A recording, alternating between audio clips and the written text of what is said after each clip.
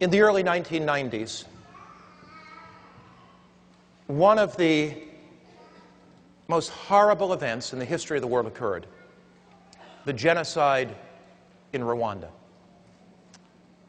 In that genocide, Hutus battling against Tutsis, 1 million people were killed in less than 9 months. When the genocide began, there were 380,000 Adventists, Seventh-day Adventists, in Rwanda. When it ended, 100,000 were dead. In 6 months, 100,000 Adventists were slain. Not because they were Adventists, but because they were part of the minority tribe. In recent years, I've traveled to Rwanda on a number of occasions, speaking in large stadiums. There are trials going on right now in Rwanda trying the killers. As we traveled there, I talked to my host, the union president, Eman Rutalinga, and I said, "Pastor Rutalinga, did anybody that you know die in the genocide?" He said, "Pastor Mark, I was out preaching the day that the radio announcement came, cut down the tall trees. And when the radio announcement came, cut down the tall trees, tens of thousands of militia, largely young people with machetes, ran through the streets, killing every Tutsi they could see. The killing was so great that the bodies stacked up in the streets and dogs came and ate them. The killing was so great that they threw thousands of bodies into the river, and the river was clogged with bodies.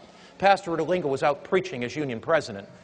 The militia came into the church, brought out his wife, his 3 children, his grandchildren, and killed them outside the church that day. I talked to the conference president. "Did you lose anybody?" He said, "Yes, I did." I said, "Who did you lose?" He said, "I lost my wife, my 7 children." I talked to my driver. "Did you lose anybody?" "Yeah, I lost 47 members of my family. I'm the only one that survived." As I talked to them, Pastor Eman Rutalinga said to me, he said, "Mark, I want you to meet a woman. And when you meet her, your life will be changed forever. Her name is Adele Selfu." And so we got in the truck and we went out this rough road, back country, outside of Kigali in Rwanda. And Pastor Rutalinga told me the story as we went. This woman had been with her husband when the killers came, and she held his hand as they put a machete and split his head open, and as they hit him in the neck and they murdered him. She was there. And Pastor Eman Rutalinga said, "Mark, I believe she will tell you the story." As I walked into her house, I saw a picture of her pastor, Seventh-day Adventist pastor husband, on the wall. And in respect, I simply walked over and stood and looked at the picture. And I thought about what it would be like if I were holding my wife's hand and somebody ran to me, and the horror that she would go through as they split my head open with a machete. As we sat down, we made small talk for a while, and Mrs. Selfu came in the room. And I broached the subject very carefully. I said, "Sister Selfu, I understand you were with your husband when the militia hacked him to death. It may be very difficult to talk about it, but would you like to share it with me?" She began to cry, and she said, "Pastor, I'll share it." She said, "We got word that the militia was coming closer and closer to our village. We fled with 45 others to a Catholic church in the basement. We thought it would be a hiding place and they may go by the church. As we were in the basement, the militia came in with machetes. They began to hack and hack and hack. Actually, there were 60 people in the room. 45 were killed immediately. She said, I held my husband's hand and somebody came and just hit him with a machete, and the blood from his head splat all over me. She said, it was horrible, Pastor. And then the person took the machete and hit me in the head. She pulled back her beautiful black hair, and I saw a scar that began here and went down the center of her head. She said, Pastor, they then hit me in my wrist, trying to chop off my wrist. She held up her wrist. It was just flapping around. She said, Pastor, then they hit me on the shoulder. And she pulled down her dress a little bit, and I saw the scar on her shoulder. She said, they left me for dead. And my body lay among the dead bodies for 3 days. At the end of 3 days, the militia had moved on. So, she said, villagers came to bury the dead. Somebody, before they buried me, felt my pulse, and I still had a pulse. So they took me. I was unconscious. They began to nurse me back. Pastor, I was in and out of hospitals for 3 years. By this time, the forces from outside of Rwanda that were in the Congo fought their way back, liberated the country, and they built 18 prisoners for the murderers, and they put 180,000 people in prison. Mrs. Selfo took 3 years to get back to health, but by now there was stability in the country. And she said to me, Pastor Mark, I have to make a decision of whether I'm going to be a bitter, angry old woman or not. And she said, I made a decision that my husband's death would not be in vain. I had the assurance beating in my heart that Jesus Christ was coming again, and that the thing that my husband would want would me to go to minister to the killers. So, Pastor, there's a prison not far from this village, and I became the mother of that prison.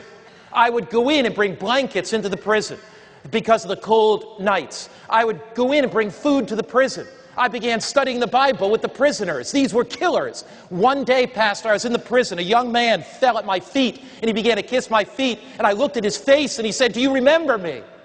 And she said, I wish I could get that face out of my mind. It was the young man in his early 20s that took the machete and chopped my husband's head in half. It was the young man, I never knew he was in that prison. I never thought that I would see him again. It was the young man that took the machete and put the scar in my head and gave me such pain. And he said, would you forgive me?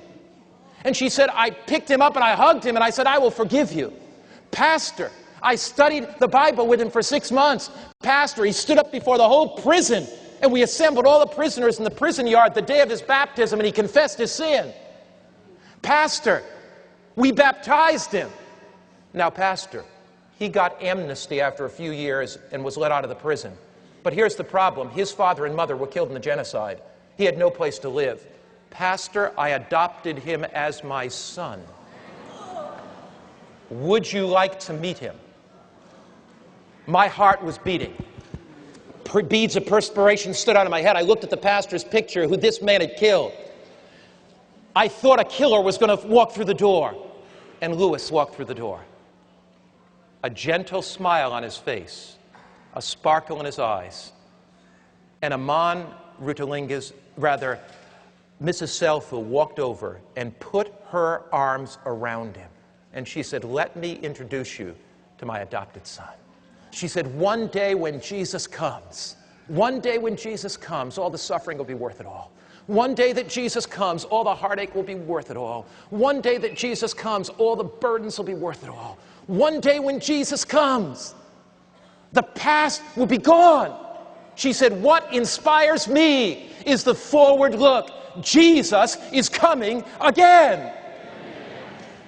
Is there something in your heart right now that needs to be dealt with? Have you been harboring some bitterness? Is there some sin secretly in your life? If God can transform Adele Selfu, if God can take that woman and take any bitterness, any anger out of her heart, God can do miracles in your life. The backward look leads you to the cross and forgiveness. The upward look leads you to receive the power of the living Christ in His care. The forward look leads you to put aside anything that would keep you from being ready for the coming of Jesus. There is nothing worth clinging to. As we bow our heads to pray,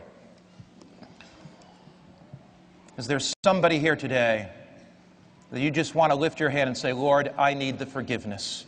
I need the forgiveness that you only can give. Lord, I need that forgiveness. I need that freedom from guilt.